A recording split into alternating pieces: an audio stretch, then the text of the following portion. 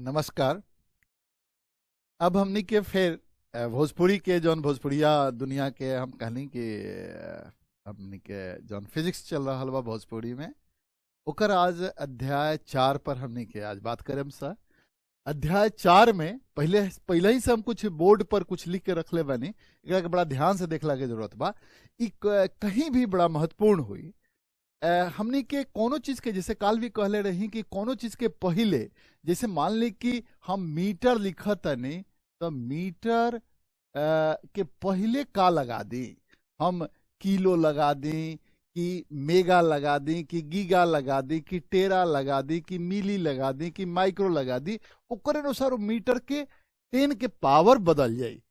ऐसे आज पहले ही हम लिखले बानी, एगो लिखले बानी हम मैक्रो प्रीफिक्स। किलो खातिर का लगाओ के बा 10 to the power 3, मेगा खातिर 10 to the power 6, giga 10 to the power 9, tera 10 to the power 12, पीटा 10 to the power 15, इग्जा 10 to the power 18, जीटा 10 to the power 1, योटा 10 to the power 24। वहींगा माइक्रो प्रीफिक्स मतलब कि अब घटावे वाला, मिली लगा दे मरुआ तो 10 to the power -3, micro 10 to the power -6, नैनो 10 to the power -9, pico 10⁻12, femto 10⁻15, atto 10⁻18, zepto and yocto 10⁻24 तक। एकरा लगेला से फायदा बा, जैसे हम कहतनी कि पीको फैराड या पिकोमीटर, तो पिकोमीटर मतलब 10⁻12 मीटर, अब पिको फैराड मतलब 10⁻12 फैराड।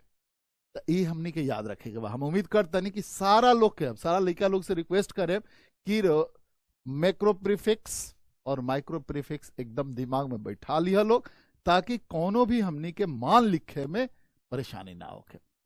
साथ ही साथ पहले ही से हम बोर्ड पर लिखले बनी ताकि हमरा समय के तनी बचत होके। कुछ महत्वपूर्ण इकाई के संबंध बा जना कि बड़ा महत्वपूर्ण बा, बराबर हमने को उपयोग करत रहे सब।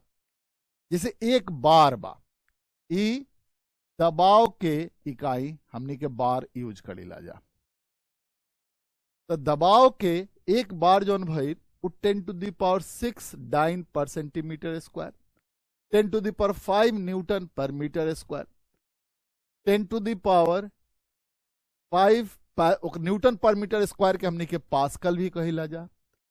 ओकरा के 76 सेंटीमीटर ऑफ एच जी। काहे 76 सेंटीमीटर ऑफ एच जी के मतलब का भइल कि आगे चल के देखें सब P बराबर H रो G के बात करें जा, तो रो जहां घनत्व हो गई, जी ग्रेविटेशनल एक्सलरेशन हो गई, एच हाइट हो गई, यानी कि मरकरी के 76 सेंटीमीटर लेवल जाओ ऊंचाई, तो मरकरी के घनत्व में जी से गुना कल जाई तो जौन हमनी के प्रेशर के इकाई बनी, तो वो प्रेशर के इकाई से हमनी के कहेम सा कि रउआ एक बार कहलाई, और ओकरे के हमनी के 10 to the power 6 dyne per centimetre square, 10 to the 5 newton per metre square, 10 to the power 5 pascal या 76 सेंटीमीटर ऑफ मरकरी कहें। दूसरा 1 किलोमीटर पर आवर, देखिए ये कन्वर्शन बड़ा इंपॉर्टेंट बा कि एकरा के मीटर पर सेकंड में सीधे सीधे लड़का लोग के 1 kilometre per hour, how we can convert 1 kilometre per hour in your metre per second. So it's very easy. 1 kilometer per hour is your 5/18 meter per second. So if any velocity is given, your 10 kilometer per hour, then it is your 10 multiplied by 5/18 meter per second. तो ये conversion factor बड़ा आसान हो जाई एकरा से कि kilometre per आवर की तुरंत मीटर पर सेकंड में कैसे बदल ली। 1 न्यूटन 10 to the power 5 डाइन, 1 जूल बराबर 10 to the power 7 अर्ग, 1 कैलोरी बराबर 4.2 जूल, और 1 इलेक्ट्रॉन वोल्ट जो थोड़ा पिछला क्लास में भी हम चर्चा करी हाँ 1.6 इंटू 10⁻19 जूल। तो ई तो हमनी के याद रखे के बाद एकर हमनी के आवश्यकता पड़त रही। अब चलिए दूसर का महत्वपूर्ण उपयोग हमनी के बीमा के। पहला उपयोग हमनी के का कहनी सर कि कोनो भौतिक संबंध के सत्यता के जांच बीमीय समीकरण से कहनी जा कि वो सत्य बा कि ना बा। ओकरा में हमनी के एक बड़ा महत्वपूर्ण बिंदु पर ध्यान देनी है जा, जो कि एकदम ध्यान रखे के बा कि अगर कोनो बीमीय समीकरण बीमीय रूप से गलत बा, डायमेंशनली इनकरेक्ट बा, तो वो कब हमेशा इनकरेक्ट हुई। एकदम महत्वपूर्ण बा। काल हमने के का ध्यान दिल रही सा कि अगर डायमेंशन लेस क्वांटिटी बा तो यूनिट लेस होके कोई जरूरी नहीं खे। जैसे एंगल के देख नहीं सकू डायमेंशन लेस रहे, स्ट्रेन विकृति के देख नहीं सकू डायमेंशन लेस रहे, रिफ्रैक्टिव इंडेक्स हमनी के जॉन कहिला जा कि refractive index velocity of light in vacuum divide by the velocity of light in a medium, वो मीडियम के रिफ्रैक्टिव इंडेक्स कहलाई, जोना के अपवर्तनांक हिंदी में कहल जाला। अपवर्तनांक भी हमारा का बा डायमेंशन लेस बाटे, स्ट्रेन डायमेंशन लेस बाटे, हमार सारा ये सब क्वांटिटी जौन बा डायमेंशन लेस बा लेकिन यूनिट लेस नहीं खे। कुछ क्वांटिटी जो हुई जो डायमेंशन लेस भी हुई यूनिट लेस भी हुई। एंगल के देखी डायमेंशन लेस तो बा लेकिन यूनिट बा, लेकिन रिफ्रैक्टिव इंडेक्स के देखी डायमेंशन लेस भी बा और यूनिट लेस बा। रिफ्रैक्टिव इंडेक्स के कौन यूनिट ना दिखे, सीधे कहल जाए कि वाटर के रिफ्रैक्टिव इंडेक्स कितना हुई, हमारे एयर के रिफ्रैक्टिव इंडेक्स कितना हुई, तो सीधे वाटर या ग्लास के रिफ्रैक्टिव इंडेक्स कितना हुई तो रुबा सीधे ओकरा के 4/3 या 3/2 1.5 कहिला, 1.4 कहिला, 1.7 कहिला।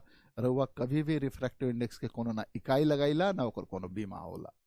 बहुत सारा फिजिकल क्वांटिटी हुई जो ना के ना इकाई हुई ना बीमा हुई। बहुत सारा भौतिक ऐसा राशि हुई जो ना में इकाई तो हुई लेकिन बीमा ना हुई। लेकिन भौतिक समीकरण के सत्य होके खातिर, करेक्ट होके खातिर सबसे महत्वपूर्ण बा कि डायमेंशनली करेक्ट होके। अब दूसरा जो महत्वपूर्ण बा कि हमनी के कोनो भी दूसरा उपयोग जो हमनी के कहता नहीं सा कि बीमीय समीकरण के सहायता से, बीमीय समीकरण के सहायता से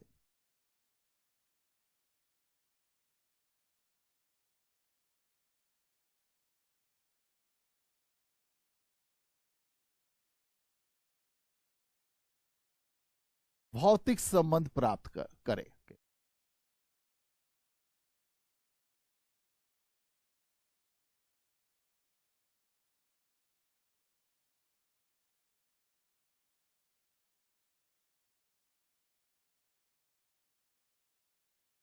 कल जा सकेला।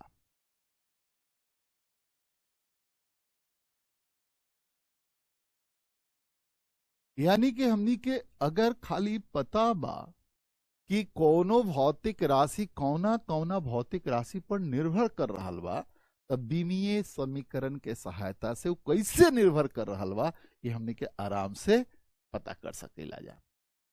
जैसे बहुत सारा उदाहरण बा, ओकरा में से हमनी के कोई एक उदाहरण लेकर के उदाहरण के देखें कि अगर कोनो वस्तु वृत्तीय पथ पर चल रहा बा जौना के त्रिज्या आर बा ओकर वेग भी बा, एकर मात्रा एम बा, तो एकरा पर केंद्र के तरफ एगो बल लागी जो के सेंट्रीपिटल फोर्स केंद्राभिगामी केंद्र प्रसारी बल कहम सा लाग रहा बा।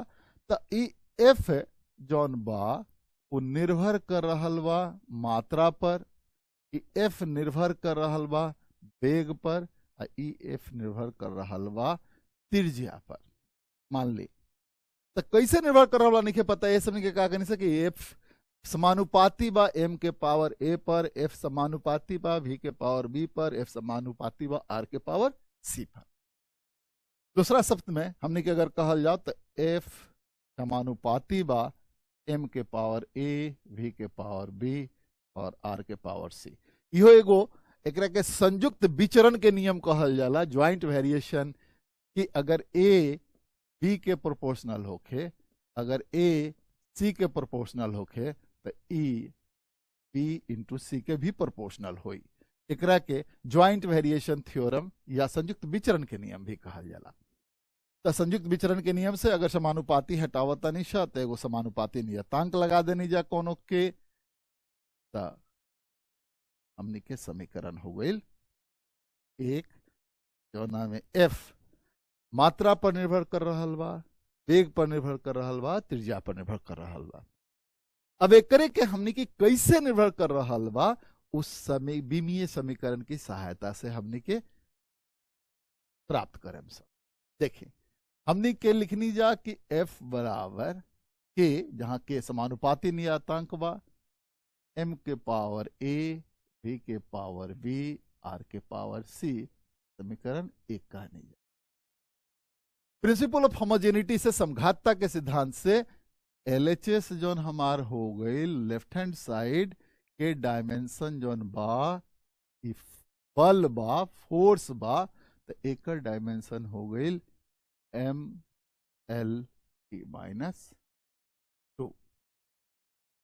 तब प्रिंसिपल ऑफ होमोजेनिटी से हमनी के MLT-2 जो लेफ्ट हैंड साइड बा राइट हैंड साइड के पावर m के पावर a वेलोसिटी खातिर लिखे से LT-1 के पावर b और r खातिर लिखे से l के पावर c बराबर m के पावर a l के power b plus c t के पावर माइनस b। चूंकि हमने के जाना तनि सा घात के सिद्धांत के अनुसार कि x के पावर m गुने x का पावर n बराबर x के पावर m प्लस n हो जाए।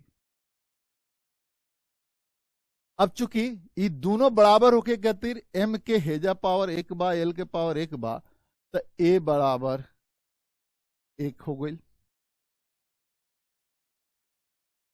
t के पावर -2 बा तो -b बराबर -2 तो b बराबर 2 हो गई।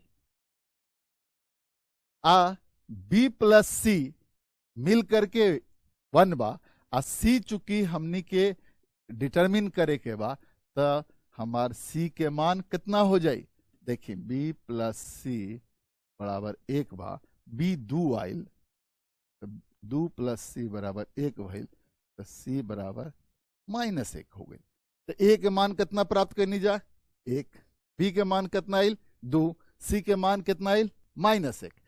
अब 1 2 और -1 जोन ए बी सी के मान आयल बा अगर समीकरण 1 में रखल जाओ तो f बराबर k m v स्क्वायर बाई r प्राप्त हुई। अब प्रयोग से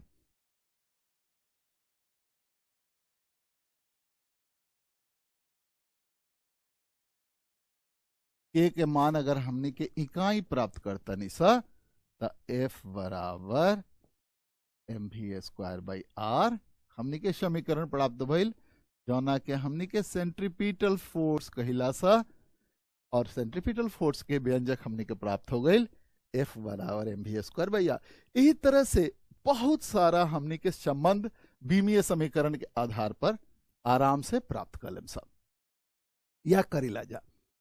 देखिए अब एकर का एगो बीमीय समीकरण के तब एकर मतलब सीमा हो गई, कुछ तो सीमा बा लिमिटेशन बा। काहे भाई एजा हम देखनी कि बल 3 गो चीज पर निर्भर कर रहा बा, 3 गो आर्बिट्ररी कांस्टेंट बा तो हमनी के 3 गो लीनियर इक्वेशन हमनी के निकलनी जा जोना से ए बी सी के मान निकाल लेनी जा और ए बी सी के मान निकाल के एकरा में समीकरण 1 में रख देनी सा तब बल के हमनी के व्यंजक प्राप्त हो गई।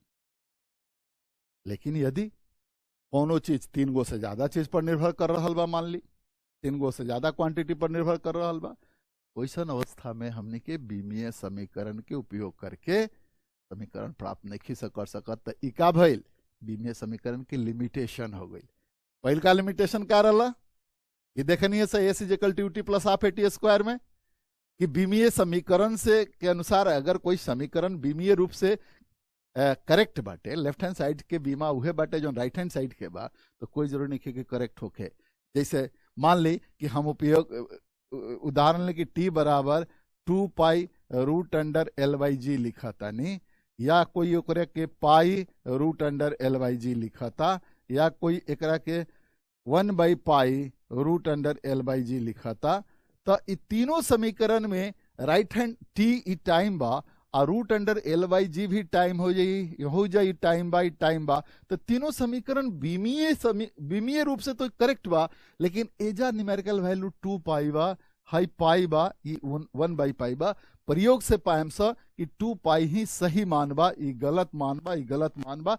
तो बीमीय रूप से तो करेक्ट बा लेकिन आंकिक रूप से इनकरेक्ट बा। तो लिमिटेशन भाई कि कोनो भी समीकरण के सत्यता के पूर्णतः जांच हमने के खाली बीमीय आधार पर नहीं कर सकत।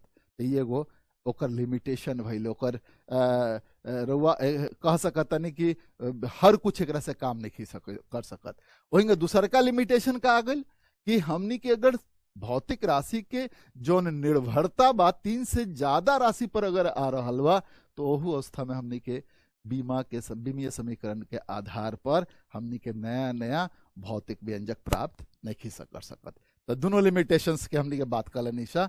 अब आगे चलल जाओ, आगे बढ़ल जाओ। तीसरका और सबसे महत्वपूर्ण उपयोगिता बीमा के उ का बा भाई, तो इकाई के बदलाव।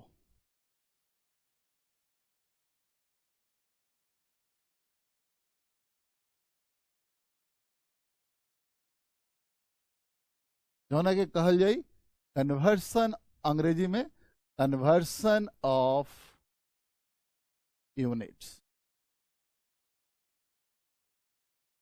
अगर एक पद्धति में हमरा कोई के इकाई प्राप्त बा, तो दूसरा पद्धति में उहे भौतिक राशि के इकाई प्राप्त करे खातिर बीमीय समीकरण के सहायता से आसानी से करे, जो कि बहुत महत्वपूर्ण एगो एकर उपयोगिता बा। देखिए हमनी के काल पढ़ले रही से कि कोनो फिजिकल क्वांटिटी के लिखे से क्यू बराबर एन यू, और प्रिंसिपल ऑफ होमोजेनिटी कहता कि हमेशा नियत रहे। तो अगर ये नियत रही तो यानी कि N1 U1 बराबर N2 U2 बराबर N3 U3 बराबर सो ऑन बराबर कांस्टेंट के अगर बात कहीं तो हम कह सकतानी कि N जौन बा वो इन्वर्सली प्रोपोर्शनल हुई, व्युत्क्रमानुपाती हुई U के। मतलब जेकर जितना बढ़न इकाई ओकर न्यूमेरिकल वैल्यू उतना ही छोट, वाइस वर्सा। बढ़न न्यूमेरिकल वैल्यू तो यूनिट छोट, मतलब जे जौना भी भौतिक राशि के इकाई बढ़न ओकर न्यूमेरिकल वैल्यू छोट, जेकर न्यूमेरिकल वैल्यू बढ़न ओकर इकाई छोट। ये आधार पर हमनी के कन्वर्सन भी करम सा। अब बड़ा ही महत्वपूर्ण बात हो गई, तो हर चीज रुआ हमेशा ख्याल रखें कि जौना भी भौतिक राशि के इकाई बढ़ ओकर न्यूमेरिकल वैल्यू छोट, यानी कि न्यूमेरिकल वैल्यू हमेशा इकाई के व्युत्क्रमानुपाती हुई, और न्यूमेरिकल वैल्यू और इकाई हमेशा नियत रही। यानी कि हम अगर हम हई सीजीएस सिस्टम में बानी, हई हम एफपीएस सिस्टम में बानी, हई एमकेएस सिस्टम में बानी, एसआई में बानी, तो एमकेएस के न्यूमेरिकल वैल्यू अगर हम सीजीएस बानी तो N1 जौन हो गई वो सीजीएस यूनिट में न्यूमेरिकल वैल्यू हो गई, तो सीजीएस के यूनिट आई। अगर N2 हमार न्यूमेरिकल वैल्यू आ गई एमकेएस में, तो U2 हमार एमकेएस में फिजिकल क्वांटिटी के क्या हुई यूनिट हो जाएगी। चलिए अब एक उदाहरण लेवल जाओ, एगो एग्जाम्पल लेवल जाओ। हमने के एग्जाम्पल रही बल, फोर्स। बल एफ के डायमेंशन का बा MLT माइनस। तो हमनी के एकरा के बनावल जाओ CGS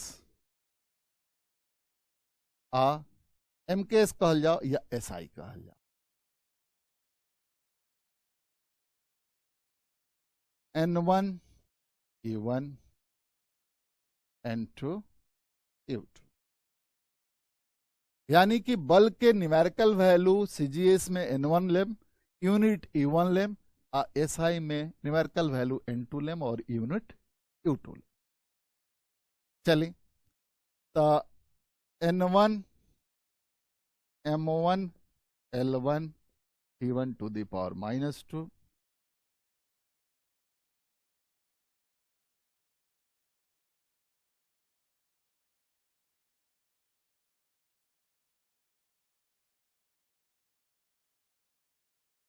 बराबर N2 M2 L2 T2। N1 बराबर N2 M2 by M1 L2 by L1 T2 Bai T1। अब देखिए, टू जोन सबस्क्रिप्ट लगेले बानी जा वो SI खातिर बा आ एक CGS खातिर बा। त N2 मात्रा के इकाई SI में का मीटर, CGS में का सेंटीमीटर, लंबाई के माफ करें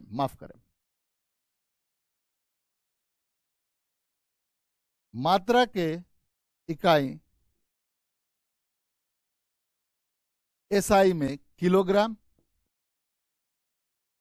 CGS में ग्राम, लंबाई में के मीटर, CGS में सेंटीमीटर, और समय तो दोनों में सेकंड ही रही।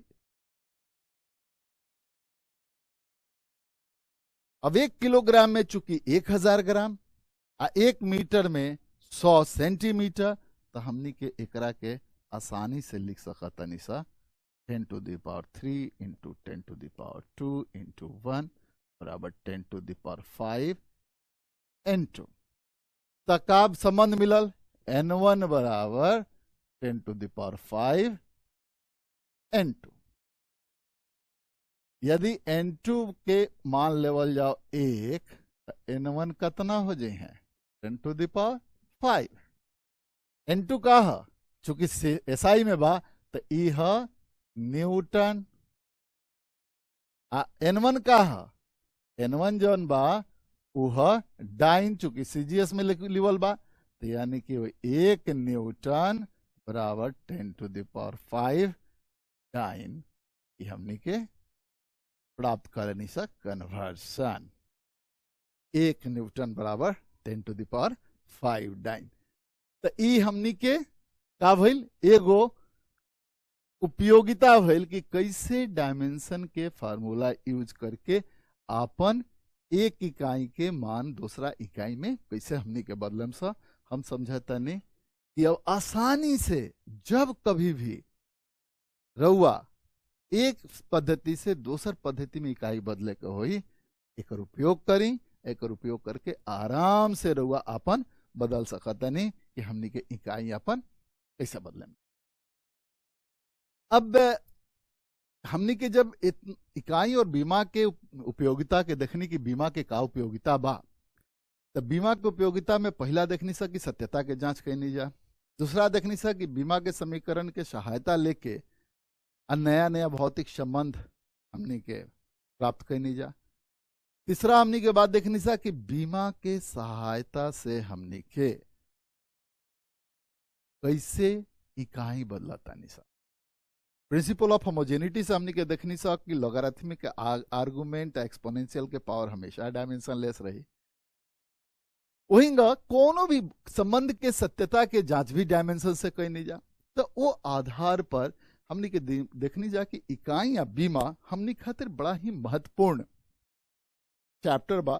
और हम जैसन पहला क्लास में अध्याय 2 में हम वालों से बात कैले रही और मैं बतैले रही कि इकाई और बीमा से संबंधित प्रश्न कोई भी कॉम्पिटिटिव एग्जाम्स होके, नीट होके, IIT होके, हर साल रुआ रहे के बाद एगो रहे के बाद दूगो रहे के बाद डायरेक्टली इनडायरेक्टली एकर उपयोग करके दूसरा चैप्टर में भी रुआ बहुत सारा लाभ मिली कि हम ओकरा के कैसे समझी, ओकरा के कैसे समझावे के प्रयास करी।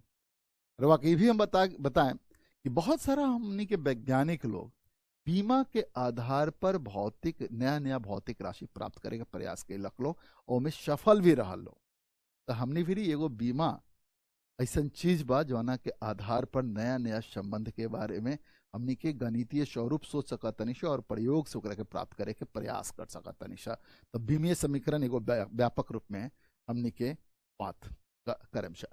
हम जौन अभीर वालों के बतैनी है कि प्रिंसिपल ऑफ होमोजेनिटी बड़ा एक महत्वपूर्ण बा। अब चले के जब अब फिर थोड़ा सा आगे के बात करे के पहले मैं वालों के बताएं कि हमनी के बीच में बहुत सारा पुस्तक बा। रेशनिक हैलिडे हमनी के पढ़िला जा, कुछ न्यूमेरिकल प्रॉब्लम्स खातिर इरोडोव बनाइला जा जौन की खासकर मानल जाला कि तनी फिजिक्स में जो टफ न्यूमेरिकल प्रॉब्लम बा वो इरोडोव में बा। फिजिक्स के बहुत सारा किताब उपलब्ध बा। हमनी के बीच में एस.सी. वर्मा जी के जौन कि हमार माननीय शिक्षक भी रह चुकल बानी, जब हम साइंस कॉलेज में पटना में पढ़त रही तो वहाँ से हम पढ़ल भी बानी। तो एस.सी. वर्मा जी के पुस्तक बड़ा ही हमनी के बच्चन के बीच में बा। एनसीईआरटी के किताब बा। तो हम बच्चा लोग से कहें कि चूंकि अब सब चीज़ एनसीईआरटी के सिलेबस पर बेस्ड हो रहा बा, तो एनसीईआरटी के जरूर प्रॉब्लम बतावलो। हम एगो और बात कहें कि हमारी वीडियो देखला के बाद कोनो प्रश्न होखे तो कमेंट में वो प्रश्न भी डाल सकेला लोग कि है प्रश्न के का समाधान हुई। हम प्रयास करें कि अगर तहार हमारा भी कॉरस्पॉन्डेंस एड्रेस होके, ईमेल होके, तो वो प्रश्न के भी जवाब हम जरूर देवे के प्रयास करें। हमनी के जौन GOF के तरफ से, हमनी के टीम के तरफ से जौन प्रयास हो रहा बा कि मुफ्त में कैसे फिजिक्स घड़े घड़े पहुंचावल जाओ, कैसे हर आदमी के, हर बच्चा के जौन एगो कठिन विषय के मान्यता बा, अब बड़ी एकरा में ठगा ठगी बा, कुछ लोग पढ़ावता, कुछ कमाता, कुछ लेता देता, एकरा से वंचित करे खातिर खासकर वो वर्ग के जौन भोजपुरी भाषा भाषी क्षेत्र के लइका बा ओकरा परेशानी मत होखे। यही खातिर हमनी के प्रण लेनी सा। अब बड़ा सामूहिक रूप से ढेर लोग के प्रयास में लागल बा। भले हम रउआ लोग के सामने पढ़ावता नहीं, लेकिन ये प्रयास के आगे चल के हमनी के देखेम सा मुफ्त में रउआ लोग के बीच में ले जाते हैं। तो आज सबसे पहले हम कुछ एस.सी. वर्मा जी के न्यूमेरिकल जो हम पढ़ैले बनी ओकरा आधार पर कैसे सीधे सीधे बनी उकर हम चर्चा करें। जैसे अगर वहाँ के ऑब्जेक्टिव क्वेश्चन एक ऑब्जेक्टिव 1 लेब तो ऑब्जेक्टिव 1 से लेकर के तुरंत हमने के कह जाओ कि पहला ऑब्जेक्टिव क्वेश्चन बा कि व्हिच ऑफ द फॉलोइंग सेट्स can not inter into the list of the fundamental quantities in any system of units. यानी कि फंडामेंटल होके खातिर ओकरा के कोई पर निर्भर ना करे के चाहिए। अगर वो निर्भर करता तो मौलिक ना होई, वो भी उत्पन्न हो जाए। तो यहाँ के जो ऑप्शन बा कि पहला लेंथ मास वेलोसिटी, दूसरा बा लेंथ टाइम वेलोसिटी, तीसरा बा मास टाइम और वेलोसिटी, और चौथा बा लेंथ टाइम एंड मास। तो which of the following set can not enter, ध्यान दिया, कैन नॉट इंटर जो ना करी। तब देखा जो दूसरा का ऑप्शन बा कि वेलोसिटी लेंथ और टाइम पर निर्भर करी, तो जब भी वेलोसिटी लेंथ और टाइम के टर्म में लिखा जाए तो फंडामेंटल के रूप में नहीं ले सका। अब देखिए ये बड़ा महत्वपूर्ण बा, सर बड़ा बढ़िया क्वेश्चन बने नहीं, कोई जरूर नहीं कि लड़का कही क्या जाए तो खाली मास लेंथ टाइम हम फंडामेंटल पढ़ ले बनी। देखिए लेकिन वेलोसिटी के तू लेंथ और मास के टर्म में नहीं खा लिख सकत, ऐसे एकरा के फंडामेंटल लेवल जा सकेला, भले ही फंडामेंटल होके ना लेकिन लेवल जा सकेला। लेकिन लेंथ टाइम और वेलोसिटी के नहीं लेवल जा सकत, चूंकि वेलोसिटी लेंथ और टाइम पर निर्भर करी। हम उम्मीद करता नहीं कि क्लियर हुई रहो। वही बाकी physical quantity is measured and the result is expressed as NU, जो ना हमने कभी चर्चा करनी sir, where U is the unit used and N is the numerical value. अब देखिए 4 गो ऑप्शन बा, N is directly proportional to U, N is directly proportional to U square, N is directly proportional to square root of U, और N is inversely proportional to U। तो अब ये हम कहनी है कि N जौन बा वो इन्वर्सली प्रोपोर्शनल हो U के, यानी कि एक चौथा ऑप्शन करेक्ट हो गई। तो हम कहे के मतलब कि देख, अब जैसे छठा क्वेश्चन बा एस.सी. वर्मा जी के, सब जौन बताइनी ओकरा से तुरंत बनी कि बतावे के बा कि एगो प्रश्न बा छठा कि dx integration of dx root under 2ax square minus x square बराबर a raise to the power n sine inverse x by a minus y। अब देखा जितना ट्रिगोनोमेट्रिक फंक्शन बा, sine theta, cos theta, tan theta, इस सब के सब का बा रेशियो बटे perpendicular by hypotenuse, base by hypotenuse, base perpendicular by base इत्यादि। तो जब ये का बा इस सब डायमेंशन लेस हो गई,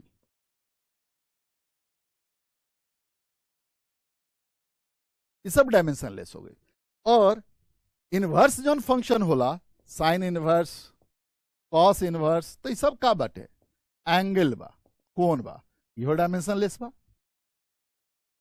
तो एकरा में हमनी के n के मान के याद करे कि n बराबर कतना, तो n बराबर कतना, तो ओकरा में सीधा बात कि हमनी के n बराबर अगर कतना बात करी सा, तो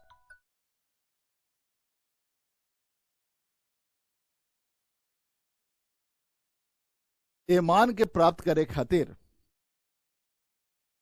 देखल जाओ कि लेफ्ट हैंड साइड में का बा, x के हमनी के मान लिया x बराबर लेंथ, तो LHS के लिखेम सा लेंथ बटा रूट अंडर 2 एगो न्यूमेरिकल वैल्यू बा 2 हेजा जौन बा 2ax बा त यहाँ हाई एक्स स्क्वायर लेंथ स्क्वायर हो गई हाई एक्स के मिल करके लेंथ स्क्वायर होके के चाहे तो ए भी लेंथ हो गई तो length square minus length square यानी कि ये लेंथ बटा लेंथ हो गई यानी कि RHS जोन बा LHS जोन बा डायमेंशन लेस बा। अब RHS के अगर हमनी के बात कर जाओ तो चूंकि इनवर्स फंक्शन बा तो ये एंगल बा तो डायमेंशन लेस बढ़ले बा नो तो यहाँ a के पावर n बराबर a का बा लेंथ के पावर n LHS का बा लेंथ के पावर 0 यानी कि n के मान कितना हो गई 0 निकल गई। तो जोन डायमेंशन की यूज बताइनी है सौ अनुसार हमने के तुरंत करा के निकाल लेनी जा। अब SC वर्मा के जोन 19वां क्वेश्चन बा उहो एकदम यही आधार पर बा जोना के तुरंत रउआ निकाल सकतनी उ का बा कि dx root under a square minus x square बराबर 1/a sine inverse a upon x। देखें अब एक पूछल जाता कि संबंध करेक्ट बा कि ना बा। सीधा देखें LHS के अगर वह देख रहा बानी है जा तो अगर हम एकरा के लेंथ मानी dx मतलब का छोटका x एकरा के लेंथ मानी तो लेंथ भइल हाई लेंथ बा तो हाइयो लेंथ हुई तो length square minus length square के स्क्वायर रूट यानी कि लेंथ के पावर 0। a के डायमेंशन का हो गई a के डायमेंशन लेंथ के डायमेंशन हो गई। अब RHS के अगर वह चले तो RHS में 1/a के मतलब 1 लेंथ हो गई हाई एंगल बा तो डायमेंशन लेस हो गई यानी कि यहाँ l के पावर -1 हो गई।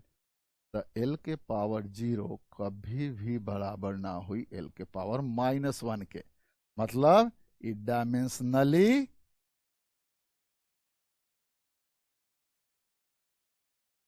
इनकरेक्ट बा। यानी कि पूछल जाता कि हमने के पता करे के बा कि करेक्ट बा या इनकरेक्ट बा यानी कि डायमेंशनली इनकरेक्ट बा। तो HC वर्मा जी के जितना क्वेश्चन बा NCERT के जितना क्वेश्चन बा उस सारा के सारा हमरा लागता कि ई आधा घंटा से 1 घंटा में सारा न्यूमेरिकल प्रॉब्लम बनावल जा सकेला। अब डायमेंशन से संबंधित जन हमने की एक बात कहनी जा ओकरा में बराबर डिफरेंट हम कहनी है कि कभी कभी हमने के का हुई कि बहुत सारा चीज डायमेंशंस के यूज करके बढ़न बढ़न न्यूमेरिकल प्रॉब्लम्स भी हमने के सॉल्व कर सकता नहीं जा। ओकरा से संबंधित कभी कभी बहुत सारा ऑब्जेक्टिव क्वेश्चंस के हमने के अगर ध्यान देवल जाओ तो डायमेंशन के आधार पर यूनिट के आधार पर इलिमिनेट करके ओकर करेक्ट विकल्प प्राप्त कर सकता नहीं जा। तो हमने के करे के का बा कि डायमेंशन यूनिट एंड डायमेंशन एक बात मेजरमेंट के जब बात करें सब जना में हमने के लिस्ट काउंट पढ़े सब मेजरमेंट के बात करें सब एवरेज वैल्यू कैसे लेवे के चाहिए रूट मीन स्क्वायर वैल्यू कैसे लेवे के चाहिए जो हमारे एगो क्लास हुई टोटल जना में हम डिफरेंट मेजरिंग डिवाइसेस की भी बात करें बट हमार स्लाइड कैलिपर्स कैसे काम करी हमारे स्फेरोमीटर कैसे काम करी तो ओकरा में कैसे हमने के लिस्ट काउंट निकालम से हमने के का ऑर्डर ऑफ मैग्नीट्यूड हुई तो हम अब तहरा लोग से चाहें हम बच्चा लोग से चाहें कि यूनिट एंड डायमेंशन के जोन चौथा अध्याय बा एकरा के कंक्लूड करते हुए जोन अगला हमार हुई वो क्लास में हम मेजरमेंट से रिलेटेड बात करें लिस्ट काउंट का बा, मीन वैल्यू कैसे होला, मीडियन कैसे निकालल जाला, एवरेज वैल्यू कैसे निकालल जाला, आरएमएस वैल्यू कैसे निकालल जाई, ये सारा चीज हम बात करें।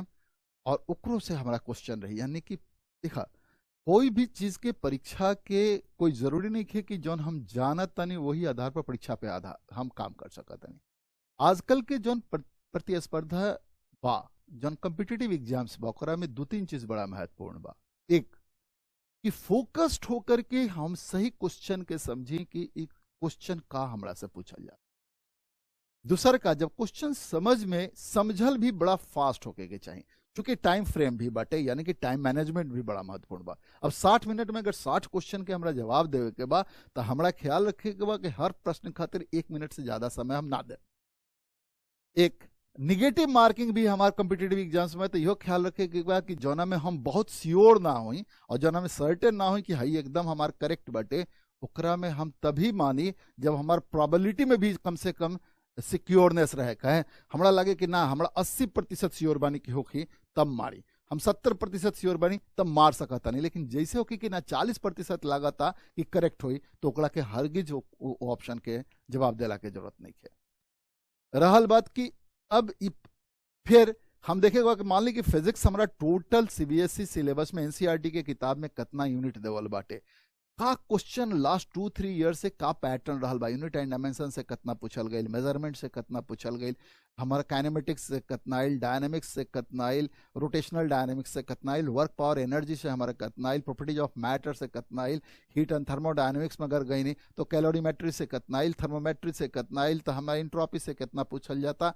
हर चैप्टर के थर्मल एक्सपेंशन से कितना आ रहल बा, थर्मोडायनेमिक्स से कितना क्वेश्चन आ रहल बा, साउंड में भी हम जाई तो यूनिट एक पहले बड़ा यूनिट के देखिए कि लाइट से कितना बा, साउंड से कितना बा, इलेक्ट्रिसिटी से कितना बा, मैग्नेटिज्म से कितना बा, मॉडर्न फिजिक्स कितना बा, फिर माइक्रो चैप्टर्स पर चल जाएंगे कि अगर हम मान ली कि हम देखा तनी कि यूनिट एंड डायमेंशन में जाता नहीं तो यूनिट से कितना रहल बा, डायमेंशन से कितना रहल बा, मेजरमेंट से कितना रहल बा, वो क्वेश्चन के पैटर्न के आधार पर वही आधार पर क्वेश्चन के हमने के देखला के बनेला के जरूरत बा। हम चाहें कि एनसीईआरटी की किताब में जितना हमने के यूनिट एंड डायमेंशन से क्वेश्चन देवल बा, एससी वर्मा में बा और कहीं भी मिलल, चाहे कौनो भी कहीं से किताब मिल जाए, एकरा के इला के जरूरत बा। हमरा पूरा उम्मीद बा कि हमारी चारों लेक्चर देखला के बाद अब कौनो ऐसा प्रॉब्लम ना हुई यूनिट एंड डायमेंशन के जो ना बनी। अगर कुछ विशेष प्रश्न आई तो हम आगे के वर्ग में फिर हम डायमेंशन से रिलेटेड कुछ अच्छा प्रॉब्लम, चूंकि ओलंपियाड से रिलेटेड प्रॉब्लम, हम ओलंपियाड्स में फिजिक्स ओलंपियाड खातिर हम भारत खातिर हम काम कैले बनी, तो हमरा बहुत सारा ऐसा भी प्रश्न बनावे के मौका मिलल बा जौन की डायमेंशन बेस्ड बहुत अच्छा क्वेश्चन बा, तो हम एक आध क्वेश्चन आगे लेके आए जो डायमेंशन बेस्ड रही, जब वो चैप्टर में हम जाए तब। तो हम के आज के ये यूनिट एंड डायमेंशन चैप्टर के अध्याय 4 को समाप्त करने के पहले मैं अब आप लोग के सामने एक कार्य कर रहा हूं कि मैं कुछ टेबल्स को डाल रहा हूं। टेबल्स किन चीज़ का, कुछ कांस्टेंट्स के, कुछ कन्वर्सन्स के, कुछ यूनिट्स के, ताकि ये टेबल जो हैं वो आपको रिटेन कर लेना है, याद कर लेना है। वो मैं टेबल डाल रहा हूँ इस वीडियो के साथ, आप वो टेबल देख लें और ज़रूरत पड़े तो उसे डाउनलोड कर लें। दूसरी तरफ मैं साथ ही कुछ क्वेश्चंस एनसीईआरटी का और एससी वर्मा जी का जो क्वेश्चन है जो सॉल्व करना है उसको भी मैं डाल रहा हूँ। तो अगले दिन जब मैं मेजरमेंट की क्लास लूँगा तो उस मेजरमेंट के क्लास के पहले मैं एनसीईआरटी के वो सारे प्रॉब्लम जो यूनिट एंड डायमेंशन पर रिलेटेड हैं, एससी वर्मा जी के कुछ एक प्रॉब्लम जो यूनिट एंड डायमेंशन से रिलेटेड है, वो मैं आपके लिए दे रहा हूँ कि आप सोच के रखें, कुछ बना के रखें, और जब मैं आऊँगा तो आपने क्या सोचा, क्या बनाया, मैं पहले सॉल्यूशन नहीं दूंगा, आपके सोच और जो बनाए हैं उसको आप अपने पास रखिएगा, और जब मैं सॉल्यूशन दूं तो दोनों को मैच कीजिए और तब देखिए कि आपसे आपकी सोच में कोई एरर है या नहीं है, यदि है तो उसका कैसे समाधान किया जा सकता था। तो मैं वो टेबल और कुछ क्वेश्चंस इस वीडियो के साथ आप लोग को दे रहा हूं, आप उसे जरूर देखें और उन सब चीज़ों को आप ध्यान दें। धन्यवाद।